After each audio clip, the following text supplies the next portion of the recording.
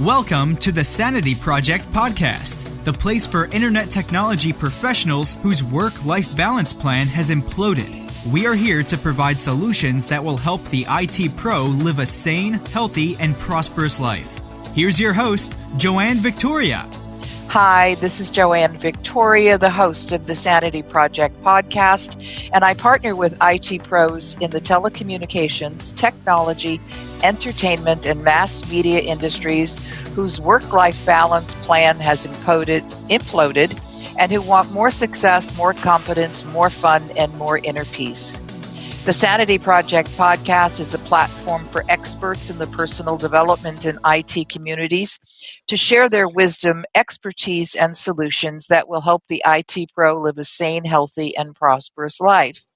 And our guest today is going to help our listeners do just that. His name is Bill Lee-Emery. Bill is one of the foremost multiple brain integration technique master trainers in Australia and is highly regarded by his peers. He has appeared on several radio and TV shows in Australia. Bill has written 4 books and numerous articles in national health and business magazines. Bill has a genuine, heartfelt compassion for helping people to discover their own innate talents. Throughout his 35 years of work within the personal development field, he has helped thousands of people improve their lives, including business leaders and athletes, including the Australian National Skydiving Team, world-class cyclists, triathletes, and golfers.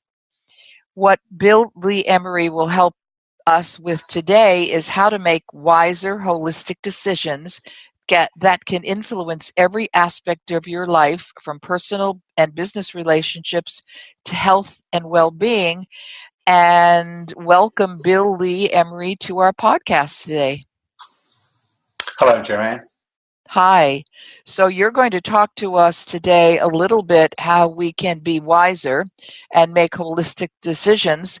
And you're also going to talk to us about our 3 brains. Yes, I am. And this work is based on a book called mBIT by Grant Suslu and Marvin Oka. And they are 2 Melbourne researchers, and they realized that a lot of scientists will have a particular funnel of where they work, but they don't often talk to other scientists in different fields that can actually complement what they do. For example, most people will be aware of the term neuroscience, and neuroscience really is to do with everything above the neck. So basically our brain in our head, and that's their focus. But there's also another field of science called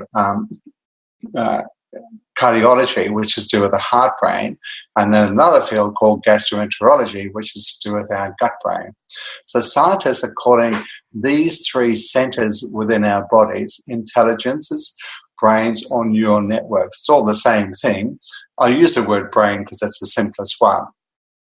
So the head brain is by far the busiest one, which is no surprise to anyone listening to this. The head brain has somewhere between 50 and 80 billion neurons. That's a pretty busy place. The heart brain, the cardiac brain, has somewhere between 30 and 120,000 neurons, much smaller in size, but not less important in terms of what it does. And the enteric brain, the gut brain, is somewhere between 200 and 500 million neurons. Now, interestingly enough, right from the beginning of cell division, the first intelligence or neural network or brain that's laid down in the body is the gut brain. So on top of this neural network, the enteric brain has led the cardiac brain, and then finally the head brain. Sometimes you'll see references to the gut being the second brain. That's actually not true. It's actually the very first one. And the cardiac brain is second, and then finally the head brain is the final one, and by far the most complex. Now, each of these intelligences do very different things, and we call these prime functions. So I'll just go through this and give you some background first, scientific background, and then we'll talk about decision making, because that's what really is the essence of this conversation. So the head brain has got what we call three prime functions. And the first one is to do with our cognitive perception, how we make sense of the world through our five senses in particular. But it's also connected to how we make meanings out of things in our life. And our head brain is constantly making meanings. Someone says hello or they don't say hello, we make some kind of meaning out of that. Every event in our life is innocent, but we will add some meaning to it. But the head brain is also very good at making stories about the meanings that we make in life. For example, I'm walking down the street, I see someone that I know, I wave and say hello, and they completely ignore me. Within nanoseconds, my head brain has come up with a story about how rude they are, or is it something about me? Is there something wrong with me? Oh gosh, maybe they don't like me. Maybe no one likes me. Maybe no one ever likes me. And I don't know about you, Joanne, but sometimes I've been capable of taking something small and cranking it up and making it bigger than Ben-Hur. And this is what the head brain can do. It can take small things and exaggerate them, make them bigger than they really need to be.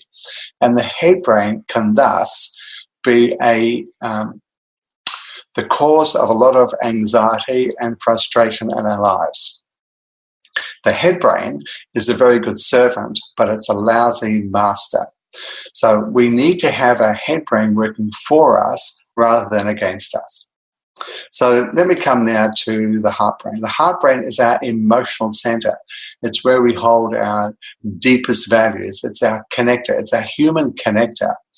Now, about 5-6 years ago, I was in a personal and professional slump in my life, and I wasn't waking up in the morning feeling bright-eyed and bushy-tailed, which I normally would do. And I started going to Pilates. And the very first lesson with my Pilates instructor, she said to me, when someone is standing correctly, posturally, their heart is slightly ahead of our head. And so we started to do a lot of movement and exercise to literally change the structure of how my body was. And so my physical heart space was opening more. And from this, a lot of things just kind of fell into place. So we are designed to live our lives heart first, which makes sense. If you think about it, we hold our deepest values in our heart, then it makes sense to honor those. And then the head brain and the gut brain are there in a support role for the highest or the deepest yearnings, if you like, of our heart. And then finally we get to the gut brain. And the gut brain, if you think of it being a tube from your mouth to your bottom, and basically the intestinal tract. So because this is the first intelligence or neural network that's laid down in the womb, this is where we have a deep sense of self. Our core identity is held within our gut. And this identity can either be constricted by our life, by the things that happen around us, or we can allow our sense of identity to expand of what we can do and how we can show up in the world in order to honor what our heart wants. The gut brain is also connected to our immune system. 80% of our immune system, the chemistry is basically in our belly, in our gut. And finally, the last thing is it is our mobilizer. In traditional Chinese medicine, they call the gut brain the general. It's kind of like it's in charge of our security, financial security, physical security, emotional security, everything else. So when the general is commanded, if you like, by the heart, and the heart in traditional Chinese medicine is called the emperor or the empress, and it's the boss, if you like. We lead with the heart, and our gut and our head brain then follow and support that. And finally, the head brain is called the governor. It's very good at organizing and planning and coming up with creative ideas. So there's a big difference between being busy and being inspired.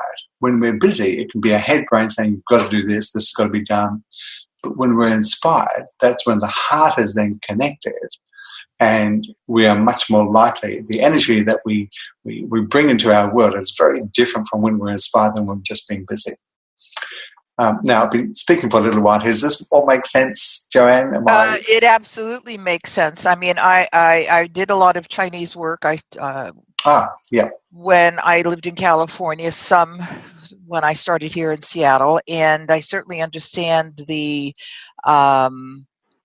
I wasn't quite clear on the heart brain, which is interesting, because I knew about the gut brain from a lot of my body work. And the head brain, of course, we would all hope that we knew that that's where it lived. And the gut, of course, as I said. But the heart, I didn't know that there was a brain in the heart. I mean, Yes. from what you're describing, the way you're describing it, and we do present with the heart first, because if we have good structure standing up, that kind of thing. Yes. No Yeah. matter, even if we're not standing up, if we're doing some yoga poses or other kind of poses, we do lead with Indeed. our chest. Indeed. We don't. So, yeah, the interesting thing is anyone that's been involved in bodywork, yoga, Pilates, Feldenkrais, all these Yes. body intelligence works, everyone will know that when you are standing correctly, when we are operating as we are biologically designed to, our heart is first. Now, the Institute of Heart Math in California for the last 20 years has been doing extraordinary work exploring the intelligence of the heart, and they've done some amazing work. We've referenced their institute and the work that they've done a lot in our coaching practice. So let me just flip here to decision making, and I'll ask your listeners to do this. Think back in time to some dumb-ass, stupid decision that you've made in life. And I can certainly put my hand up to several of those. Oh, yes. And when you track back, one of the things you're likely to realize is that one or two intelligences or brains had left the building, and one intelligence, or maybe two together, had made a decision, but it wasn't a collective decision. Okay.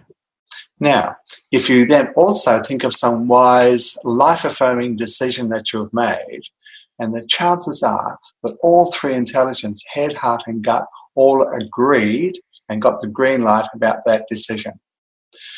So here's the thing. The number 3 in science, in physics, in biology is the first stable unit in the universe. 2 is not stable. 3 is the first stable unit in the universe, in whatever field you want to have a look at. So if you think of like a 3-legged stool, that gives you support. When we make a decision where one intelligence is left out, and its insights and its perspective is left out, then we diminish the quality of our decision making. Now, in Australia, and I'm sure in the United States, you could look around in the field of politics, of business, and when you look at some of the decisions that people make, go, wow, what on earth were they thinking? Or what weren't they thinking? Right. Which brain had left the building? And if you take inspiring leaders, Nelson Mandela is a classic in this case. 27 years in a white South African prison. To come out of prison with no resentment, with no desire for revenge, shows that he has a huge, compassionate heart. And he wanted a united South Africa. So he had 27 years to come up with ideas. And then, so that's his heart, which is wanting unification. His head brain comes up with the ideas. And then he had to take courageous action because there are people within his own community that wanted to seek revenge because of the atrocities that were done to them. He held them back. He is a perfect example of a leader that comes from the heart, comes from a space of compassion, and then uses his creative thinking and then takes courageous action. So all three are working. But if you look in politics around the world, you can see decisions that have been made from the head brain and the gut brain, and you wonder, where is their heart? Where is their humanity in the decisions that they're making? And this has political ramifications around the world right now as we speak. I know, but what I think that people who become politicians, the majority of people who become politicians, they may start with the heart, but that doesn't last very long. And I don't know if any of them, that's just my judgment, my evaluation. I don't know, even though there's a lot of hue and cry right now about, oh, pour this, pour that, I don't buy it. It's just politics. And meaning they will do whatever they can to grab themselves another election. So And this is to do with the gut brain. The gut brain, there's an upside and a downside to all of these intelligences. The gut brain is about protection. So when something happens, let's say I'm a CEO of an organization and something happens in the industry, if I'm a typical unevolved leader, something would happen and I would have a risk-adverse reaction. In other words, my gut brain will go, how can I protect my share price, my salary, my ego, my pride, my whatever it might be? So from a gut brain perspective, I start there, then come up to the head brain and come up with some weird, strange idea. And then so my gut brain and my head brain get together, completely leaving out my heart. And that's what pseudo-leadership is all about, is the gut brain and the head brain working in conjunction together and completely leaving out the heart. When we add in the heart, then we add in compassion, then we add in humanity. Then we need to test ourselves to come up with better solutions rather than just a quick fix that saves our ego, our pride, our status, the next election. So, but on a personal level, often when people are having to make a decision, they'll be in two minds, the head brain, the heart brain, kind of fighting each other. Well, there's another brain, which is the gut brain, which is your intuitive response, which goes beyond thinking. So what we really want to do is to be able to get all three brains on the same page, in the same room, and making a collective wise decision. But there is a complication here, and it is to do with our nervous system. So very briefly, the autonomic nervous system is the part of us that takes care of, how we breathe, our lungs, our heart, all the organs in our body. We don't have to think about it. It happens automatically. And there are two branches of this. One is called the sympathetic mode, and the other one is the parasympathetic mode. For the sympathetic mode, think stress or stimulus. We have a really busy day. This is going on, that's going on. Oh, my gosh, what about? And we get more and more busy, and our head brain starts to spin around like a top. So from this sense of stimulation, overstimulation, we're not likely to make very wise decisions because there's too much going on. Now, the other side of the autonomic nervous system is the parasympathetic. And this is when we start to relax. You come home from a busy day, you sit in your favorite chair, you take a long out breath. By the way, when you breathe in, you trigger sympathetic mode. When you breathe out, you trigger parasympathetic mode. So our body is always adjusting all the time. So the parasympathetic mode is when we rest and recover.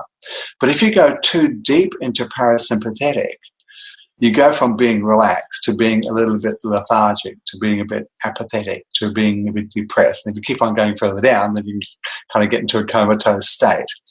So you don't want either extremes. You want to get into that Zen-like place in the middle, because this is where we have access, much easier access to head, heart, and gut.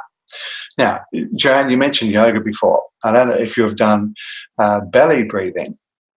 Yes. But what we want to be able to do is to balance the autonomic nervous system so that we have access from the head brain. When we balance the autonomic nervous system from the head brain, we are present. We have flow states, creativity, curiosity, and there's a balanced perspective.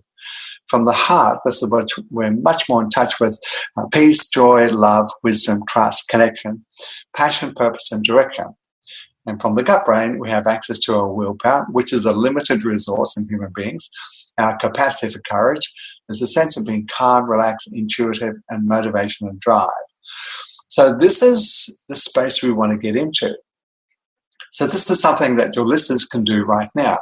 We borrowed something from yoga, which is called balanced breathing. And the way you do this, you simply put your hands on your belly, and when you breathe in, your belly goes out. And when you breathe out, your belly goes in. It's almost as if you're blowing up a balloon that's in your belly. So when you breathe in, your belly goes out. And when you breathe out, your belly goes in. And they found, this comes, by the way, from the Institute of Heart Math. They've done an incredible and beautiful work, and I can't sing their praises highly enough. What they found is that the best way the optimal timing for this is 6 seconds in and 6 seconds out. Now, if it's 5.5 seconds or 5 seconds, no big deal. But just that the in-breath and the out-breath need to be the same. Because, as I said before, when you breathe in, you trigger sympathetic mode. When you breathe out, you trigger parasympathetic mode. So it makes sense then, the in-breath and the out-breath are the same. Now, I also do Tai Chi and Qigong, and sometimes we'll do some very short in-breaths, which is designed to trigger parasympathetic mode. It's like very yang. Sometimes we take a slower out-breath, which is to go more into parasympathetic.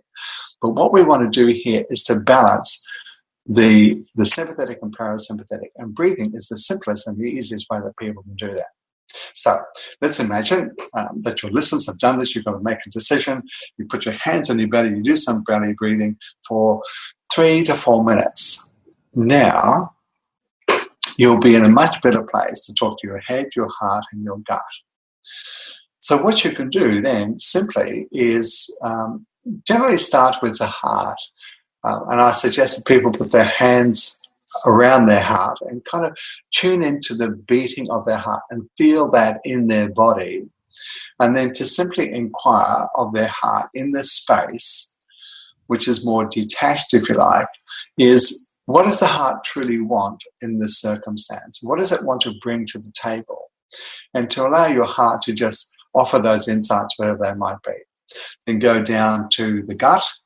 Put your hands on your belly, do the belly breathing, and then ask your belly, the general, if you like, what it wants to bring to the table, and then finally to the head brain, the governor, and find out what it wants to bring to the table. So this is what you want to do. You want to bring the insights from all three onto the table so you can notice what they are and pay attention to them. Often when we make an unwise decision, it's, one or the two of the brains or intelligence is going, let's do this, but it hasn't brought in the intelligence or the wisdom from the other brain. So if you diminish one, you'll actually diminish all. And that's like having 3, wise advisors and only inviting 2 into the room or 1 into the room. It'd be much more intelligent to bring all 3 into the room. So this is what you do. You want to get the intelligence or the insights from each, and then you can make it collective. So let's say, for example, I'll give you an example of a client that I worked with. They had been single for some time, and they figured that it was time to get back and reconnect with someone special. So the heart brain is thinking, yep, it's been 3 years, whatever it might be, I'm feeling ready now. The head brain's going, yep, this is a good idea. We don't want to be alone for the rest of our life. But the gut brain was saying, no way. You go to weird places. You have no ability to say no. You're not assertive. You're a doormat. And I don't trust you going out there because look what happened last time. So the gut brain in this particular circumstance was holding the person back because of past history. And because it has realized that the human being had actually gone to assertiveness classes, had actually grown up, had better boundaries, because the gut brain is also about boundaries, about what you say yes and what you say no to. So the heart and the head were going, yep, let's go ahead. But the gut was instinctively putting its foot on the brakes, if you like. So the conversation then really was the gut understanding that the heart wanted to move on, that it wanted to experience connection with another human being. And therefore the gut brain had to upgrade its sense of self in order to move on. Now, sometimes when we hang on to things, it's our gut brain hanging on to how things used to be or how we used to be, or the past, whatever it might be, and hasn't upgraded its internal software to take into account what the heart now truly wants. Is this kind of making sense, Joanne? It makes total sense to me, and I hope it makes as much sense to our listeners. I know that I always say that whoever is listening to this podcast to re-listen to it over and over again to see if they have missed something. And I would also suggest that people who are listening to this podcast now, when they re-listen, please take notes. I know it's a 20th century tool to have a pen and a piece of paper, because I think the synapses and your neurons in your body connect with your fingers, connect with the paper, connect with the pen. And I think there is a great connection there. And that's why, to me, that works when people write by hand instead of just putting it on the computer. Yes, I totally agree with that. There is something very different that happens when we connect physically our hand with what we're doing rather than in a disconnected way. It makes a big difference. Yeah, when you're typing on the computer, whatever, and you're entering content, data, whatever you want to talk about, I think you're detached. You're detached from yourself. You can be detached from your thoughts. But when you're writing something, it is quite personal and actually appreciated in this day and age when somebody gets, involved with someone else, that they do handwritten things as opposed to continuing to do email and texts. So many of the guests that I've had in the past all talk about breathing. And the breath is the most important thing in the world because it keeps us alive, number one. But number two, your big number two, actually we'll make it number three because that gives us our three stools for continuing balance, is if we're breathing, incorporating the heart, the head, and the gut, we have a better chance of having more clarity in our decision-making process. Is that correct? Yes, it's almost like we open the door. The breathing is a vehicle for opening the door. Now, I've also done yoga, and one of my current forms is doing Iyengar yoga. And Iyengar yoga, if you've done it, is kind of like the badass yoga. It's like leave no prisoners. And the thing that would help us when we're in a pose, getting to the place where it's feeling uncomfortable, the breath would bring you into the present. And when you breathe, when you continue to breathe, that actually relaxes the autonomic nervous system and tells the body that we're safe. When we're safe, then there's an opening. And in that opening, our bodies can expand into that opening from a constricted place. Now, there is literally more space inside of our body. So in yoga, we use breathing to basically open up things. And what this does in terms of access to head, heart, and gut, the breathing puts us in a balanced place. Because if we're in sympathetic mode or parasympathetic mode, we'll either be too stressed or too depressed to make a wise decision.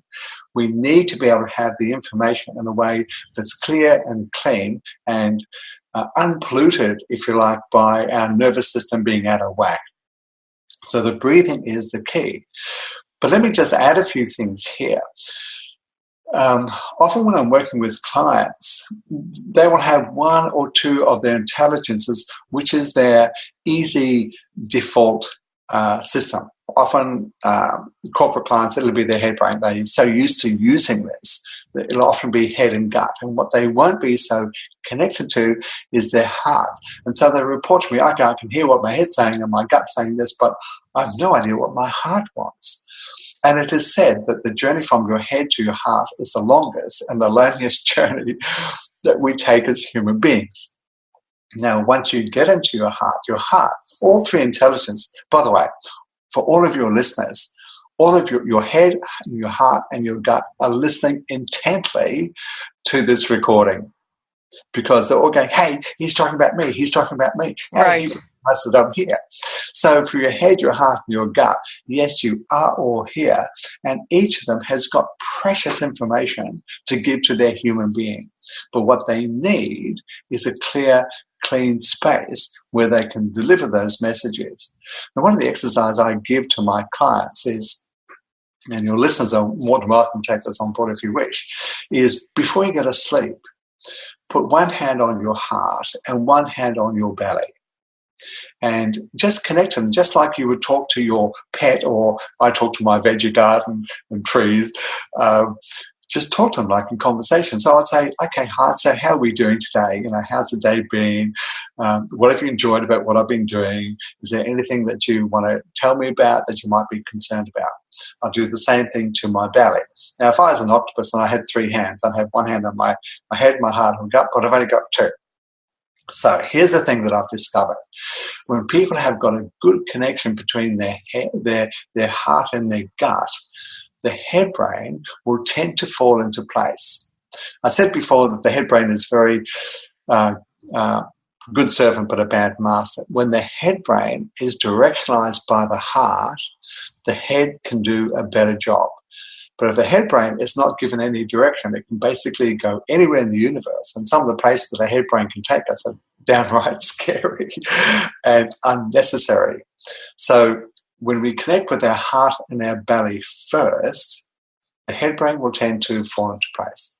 So then when you wake up in the morning, one hand on the heart, one hand on the belly, and talk to both these intelligences, ask them how they are, ask them how you can serve both of them. Now, recently, I was on a cruise ship and I was a guest speaker. And a gentleman, I was talking about exactly what we've been talking about here. And a gentleman came up to me and said his issue was sleep. He would get 5 hours if he was lucky. And, of course, if you don't have good sleep, then you don't really recover your system. And I told him about the breathing and putting the hand on his heart and the hand on his belly. And so he did this. And he came to me the next day and said, "You won't believe this. I got 9 hours beautiful sleep last night. It's the best sleep I've had in years." So he was absolutely thrilled by something very simple that I mentioned. So what can happen? I started my journey by doing Pilates, which then opened up my heart. And once my heart was more open, then ideas came in which I could then take action on. So if your listeners just want to start very, very simply, and if you want to connect to your heart, literally, physically put your hand on your heart.